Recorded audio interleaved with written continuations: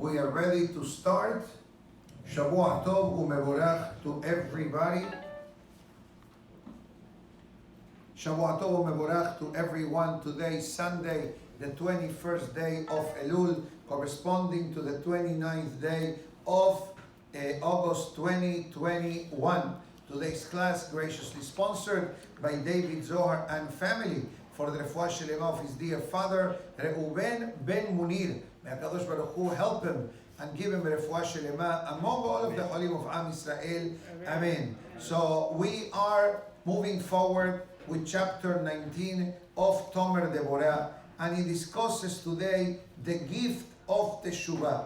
There is no greater gift that God gave to mankind like the opportunity to remedy mistakes or sins of the past. And it says, what's the beauty? Shehu lashub b'tshuva, she'en davar hashuv kamoha. It says there is nothing greater and more important in the life of a Jew like the gift that we receive from Borei Olam. Why?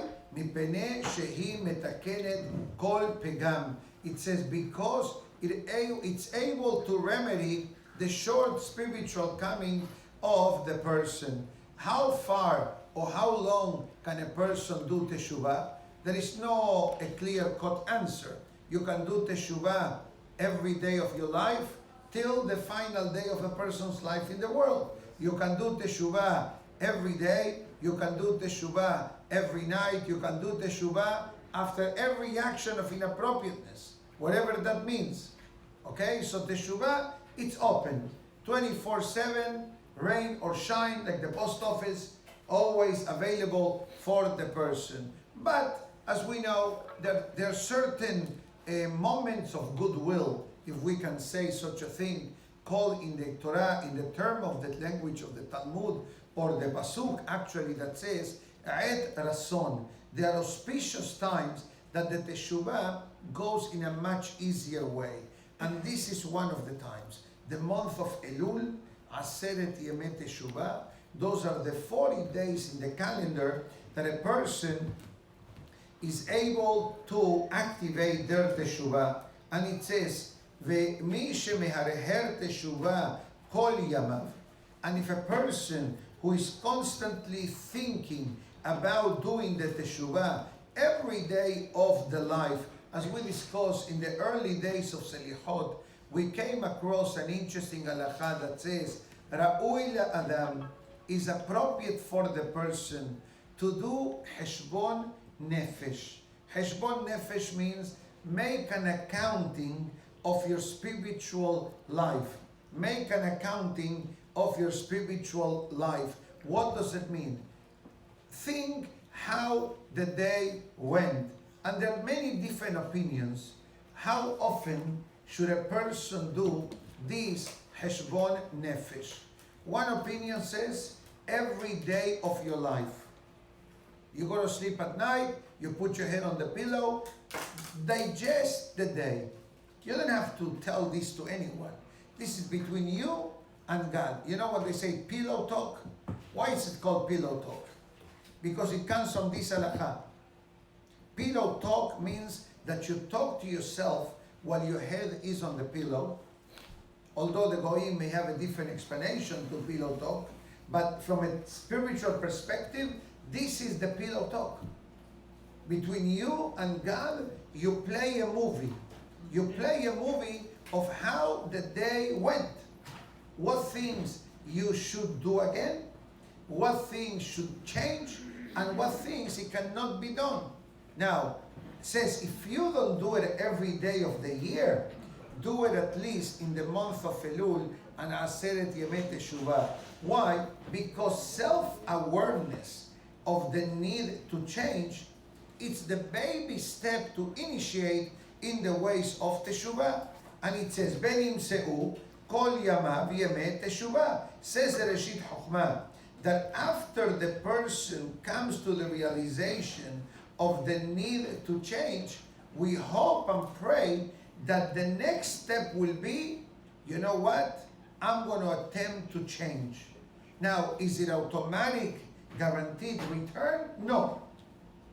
But at least making and creating, I should say, an awareness of the need to change, it is a great moment. And it says the concept of, it brings here the different ways of Hashem connecting to the person through the pathways of Teshuba. And it says as follows.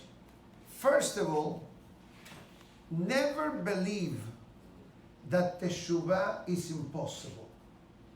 It says, don't believe that. If somebody tells you, listen, I made so many sins that there is no Teshuba for me, don't believe him. Don't believe. Why?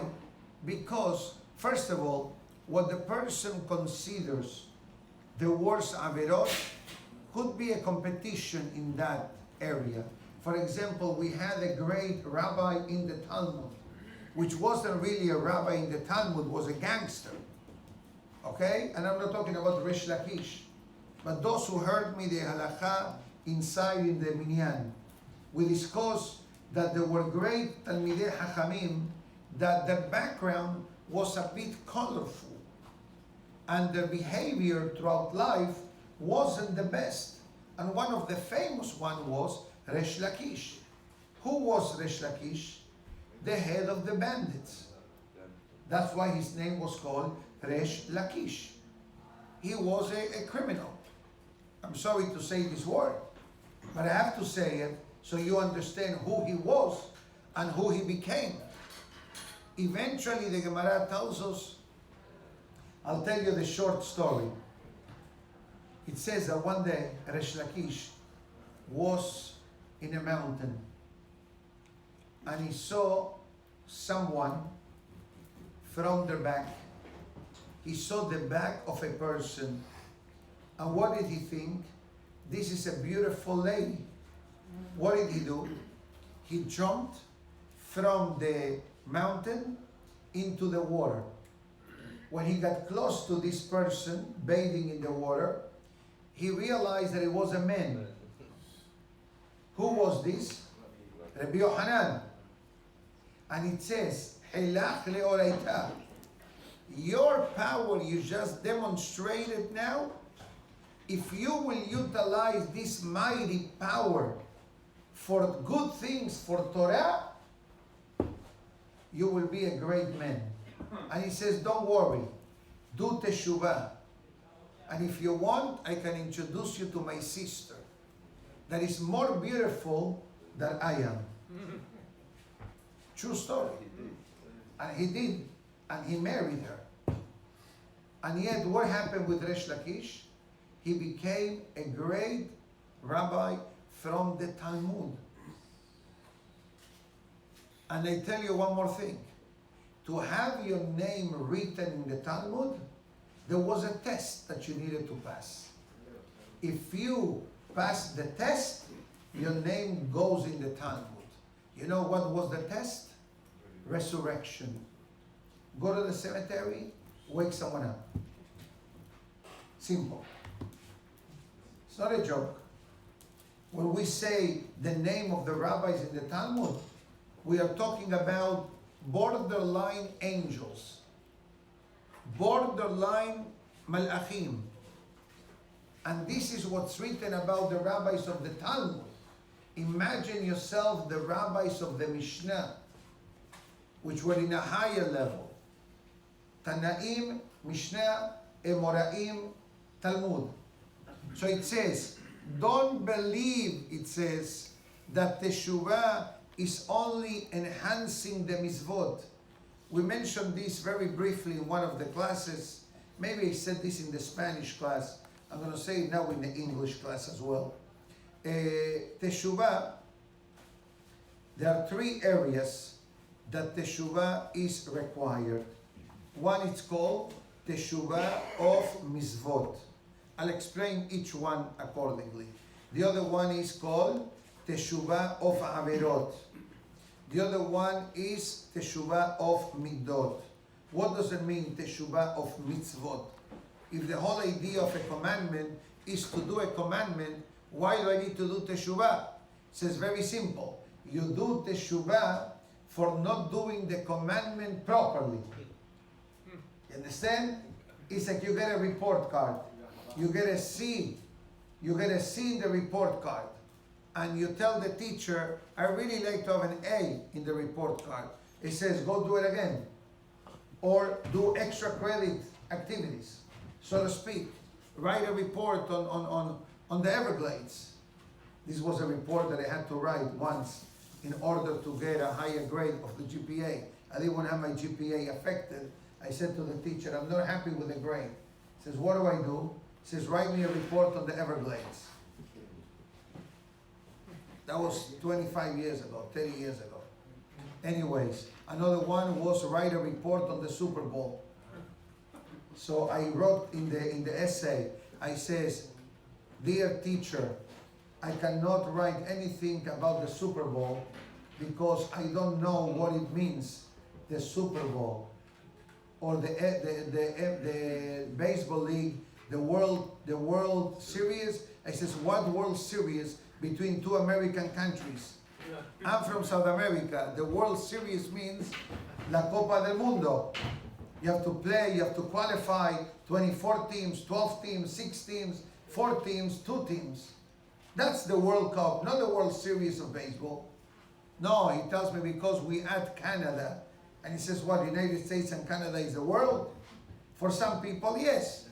But the guy says, don't be a smart guy. He gave it back to me. He says, I hear you, write whatever you want. Write me about the World Cup. Anyway, let's continue. So, Teshuba of mitzvot literally means that a person enhances the mitzvot. One enhancement that we discussed yesterday afternoon, and many of you were there, but I'll say it quickly. The Torah talks about happiness. That when a person does a mitzvah, the person does the mitzvah with ahava, with love. You have the desire to do the mitzvah. That means improvement in the mitzvah. Then you have the next teshuva, averot. That's easy. Wrong or right. Allowed, not allowed. Proper or inappropriate. That's also easy. The third one, and is the most difficult one to do teshuva, by the way. You know, it's easy to do teshuva with simcha.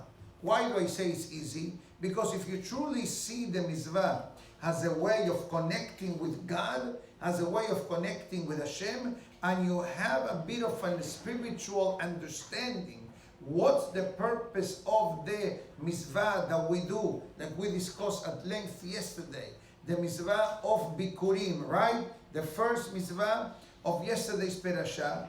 I guarantee you, and I'm nobody to guarantee you, but I'm guaranteeing you because I have the power to do so, that if you learn about the mitzvah and you put your proper mindset in the mitzvah that you're about to fulfill, you're going to see how great the mitzvah becomes in the life of the person, which is obviously something that we all aim to do. Concerning averot, it's easy. Don't do it and khalas. Again, it's not so easy not to do it. Okay? It's easier said than done. But at least the fact that we create an awareness and the person has remorseful feelings for that shortcoming, that also helps Teshuva. But comes the Maimonides, Rambam, in the laws of Teshuva, and it says that Teshuva is also on the way that a person behaves as a person. As a person. We're not connected to commandments now. We're not talking about prohibitions or items which are permissible. We're talking about a person. What type of personality do you have? I know that in psychology they use different types of personalities, right? Personality A, B, C, different types, etc. Hamavdil, the Rambam writes that in the topic of personality, there are people which are humble by nature. There are people that are very calm and very passive by nature. But there are people that happen to be very happy by nature. Or there are people that happiness is not, or smiling is not part of their life. God forbid. Shalom. But the Rambam with an M, it says, look at your persona and see what areas you can improve and enhance. There is a beautiful book of Musar that the author is unknown. And the name of this book, it's called Orchot Tzadikim. Very famous book. We used to learn that in my younger years in the yeshiva. Until today, people learn this book. Even though we don't know who the author is, but we do know that it's at least 400 to 500 years book old, because that's when the first edition came out in the mid-1500s. And how does he divide the book? He divides the books by different areas of character trait of a person. I think the book contains 28 gates, right? 28 gates. And the final 3 gates are universal for everybody. But the first 22 or 24 gates are different types of personality. The benefit, the positive, and the negative. Sadness, happiness. Laziness, agility. Thoughtfulness, irresponsibility. Stinginess, generosity. He takes the pro and the con. And it's important that a person even scan through the list, right? Scan through the list to see, okay, let's see what area I identified myself with. Maybe I need to improve to be more happy. Maybe I need to improve to be more positive. Maybe I need to improve to have more agility when I do things. And agility, which is called in Hebrew zerizut, it doesn't mean to do things heke, like yani, okay, let me do it to get it over with. No, the concept of the agility is that a person stays away from procrastination. You know what procrastination means?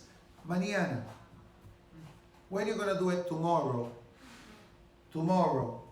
It's time. There is time. There is time to do Teshuba. There is no time to do Teshuba. Because the clock is ticking. And every day that goes by, we're missing the boat, so to speak. So he brings here a very interesting proof concerning the Teshuba. Who is the sample of Teshuba in today's class of Rabbi Moshe Cordovero? You know who he brings as Teshuba? Cain, the brother of Hevel. Cain, remember Cain? What happened with him? He killed his brother. And he had acted in many ways that were not appropriate to begin with. But you know what God says to Cain? In Tetir Se'et, it says, if you want to improve, we'll leave the light on for you. As we said the other day. He did make Teshuva, no? Of course. Cain did Teshuva. Cain did Teshuva. Although the sin that Cain committed, it was catastrophic. Because when he got rid of his brother, what happened? He did not only kill his brother, half of the world. Because there were 2 boys then, Cain and Hevel. And it says, Al Tahshov, it says God to Cain, don't think for a moment that even though that you demonstrated a behavior which is unacceptable, she'en lecha takana, and there is no hope for you, ze sheker. And it's a very strong language that Rabbi Moshe Cordovero is using. He says, if you believe that because of your actions there is no hope for you, they lying to you. And it's not a very common language that you find in such a holy book that they telling you they're lying to you. But the fact that he puts it here is because it's not to be misunderstood. Because imagine yourself if he says, don't think that because you made a mistake there is no hope. There is hope. But that's not what he's trying to say. He says, if they're telling you that because of your deeds there is no hope for you, they lying to you. Go find a different teacher. Hello? Intetiv se'et.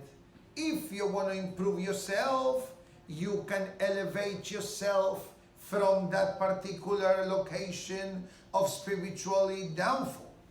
And it says not only that, the Gemara writes, and this is brought down by the Maimonides itself. This is found in the tractate known as Yoma. This Gemara is the Gemara of Yom Kippur. You know that there is a Gemara called Rosh Hashanah, there is a Gemara called Sukkot, there is a Gemara called Pesachim, there is a Gemara called Yoma. Why it's called Yoma? Because Yoma is Kippur. But why it's called Yoma? Because it's the day, the highest day of the Jewish calendar is the day of Yom Kippur. And there the Gemara says, a person who does Teshuba, there are two levels of Teshuba. One level is called out of fear, and the other one is out of love. What difference does it make? Out of fear, out of love? Short answer. When you do Teshuba out of love, the Teshuba is more powerful, and the Gemara gives us an idea that eventually the averot, the sins committed, they become misvot. Imagine yourself, you withdrew from the bank account, and one day the bank tells you, Moshe, you have a $50,000 available balance. How come? If I swipe the card, we reimburse you all the expenses. Can you believe such a thing? It will never happen. It will never happen. But in Shamayim it does happen. All the averot, let's call them all the withdrawals of our account, suddenly they were reimbursed. And the question is, why they were reimbursed? Rabbi Moshe Cordovero, I believe, is saying between the lines that what prompted the person to do Teshuva? The realization of the need to change. The person did so many averot in the life that a person one day wakes up and smells the coffee and it says, I have to change. So that message, I have to change, is what prompted him to do Teshuva. So even though he did averot, but eventually they changed. And it says that even these angels that were created when a person committed these transgressions, now suddenly they receive a new identity. A new identity called Teshuva. So suddenly the Mekatregim, the accusing angels, they became Sanegorim. They became the defense team of the person. Unbelievable. And it says, and this is what Cain was able to achieve. And it says that Cain was given this opportunity, as the Gemara writes elsewhere in Masechet Sanhedrin, Bera mezakeh Abba. A son purifies the soul of his father. What does that mean? Plain English. Usually, for a certain stage of a person's life, the father provides for the son. But it comes a moment in life and in history that the son provides for the father. And I'm not talking about when the father becomes senior citizen, elderly, and therefore now the son takes the father to the doctor, provides him financially. We're not talking about this. We're talking about the neshama. The neshama of the father gets elevated by the son. That's why the son makes the kaddish and the ashkava, and you light a candle, and you give charity, and you learn Torah. So the son is able to live the spirit of the father. And this is, by the way, what the great Pele Yoez writes in the laws of honoring parents, that there are two levels of kivuda ba'em. One level is when the parent is alive, and the other level is when the father or mother, God forbid, is away back into the world. It says, and that's why it's imperative of the halachot of Avelut, of the Yortzeit, of remembering the anniversaries, irrelevant of how many years they left the world. You know why? Because the neshama of a father, whatever relative it is, the first year of their passing, every day, they are judged. In what sense? Since the sons or families or friends are doing things on their behalf, so automatically they qualify for an upgrade every day of the first year of Avelut. But after the first year expired, there are 2 times in the year that the neshama qualifies for an upgrade. One is the day of Yom Kippur. The day of Yom Kippur, this is when all the neshamot get a quick review of the actions of their relatives. And that gives a benefit to the neshama of the beloved relatives which are no longer among the living. The other day is the day of the Yortzeit. And that's the reason why, according to the tradition, we start reciting Kaddish Friday night before the Yortzeit, right? You have Yortzeit this Friday, right? I have Yortzeit Thursday, okay? So from Friday night, we start reciting the Kaddish and Ashkava and Le'ilui Nishmat. Why? Because we're trying to make a lot of Zelle, Venmo, direct deposit, wire transfer, Apple Pay, Samsung Pay into their account in Shamayim. So when Thursday or Friday comes, they say, hey, we see a nice deposits were made on your behalf. Okay, here is your upgraded room, water view front, upper level concierge treatment. I'm not kidding you. This is exactly what the Gemara means in Masechet Sanhedrin. Bara mezakeh Abba. The son has the power now to reverse the role. Your father provided for you, now you need to provide for him. The difference is that is for the spirit. Is for the spiritual essence of the person. Excuse me? People have no sons, just wills. Excellent question. What happens if a person has girls and not boys? So I can give you a few options. You can sponsor a day of the Kollel learning. You can dedicate a class. You can do a Saudah Shilishit. You can do a Saudah of the day. We can get you someone to recite Kaddish. The options are available. It doesn't matter. Your question is an excellent question. What happens if a person had only girls? So there are ways of how to help the neshama for sure. There are ways available, and if you need, let me know and I'll try to help you accordingly. And we'll finish with the following statement, and with this we'll finish the class for today. I got a busy day ahead of me, and it's only Sunday morning. It already started last night. Yes. Bezohi ma'alat Teshuba, and it says Rabbi Moshe Cordovero, this is the powerful gift of Teshuba that a person has, and it says every day train yourself to think, okay, what can I do today better? Doesn't mean that you're going to become a tzaddik overnight, and doesn't mean that you're going to be able to fix every single mistake that perhaps we may have done the day before. But at least if a person is aware of the need to change, and the person says, okay, today I will work on, let's say, praying with a minyan on time, or today I will work on being more calm, or today I will work on being more positive and happy and less lazy and less sad and more kind and more giving, etc. It says that sooner or later you're going to find that every day you have the exercise of the day. And once you do that, you're going to notice a difference. Not overnight, but a year from now or 3 months from now, you're going to look back and you say, wow, I changed. I improve.